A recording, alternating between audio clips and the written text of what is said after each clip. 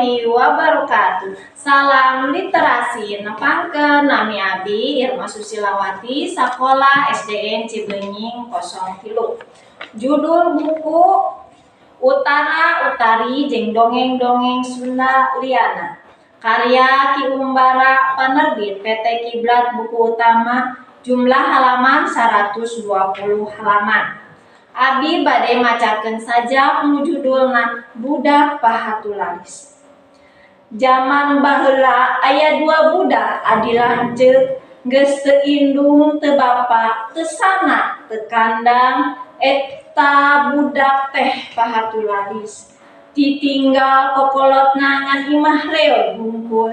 Sapopoe pagawean eta barudak ngalasuluh ka leuweung. Eta suluh teh dijual ka tatangga atawa ka pasar, ladangna keur waraga dihirup maranehna. Hiji mangsa maranehna ngalasuluh di tengah eurit, eurihna sadedeg kumaranehna katenjo aya tangkal loa, nu buahna raruh-ruih pikabitaeun. Nu lalaki nae ka tangkal eta loa ngalabuah anu geus arasak.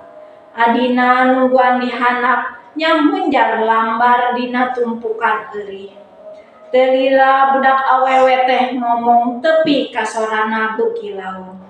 Kang tulungan aya nu ngagaranyam kana saku jeung ngegelan.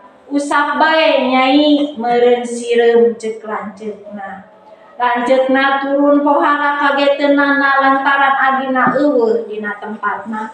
Katingali kumanehna aya oray sanca sagede gulungan kasur. Nangkarak bengkak paeh beuteungna bungkiang. Tidinya lanceuk teh niru pucuk eurih nu garing nu seukeut. Tuluy beuteung oray teh diturih, anu barangkal teh adina hirup teu sakara-kara. Regeng lalaki manggul beungkeutan pangtung ngiringkeun adina baralik bari ngadarahan buah loa emas.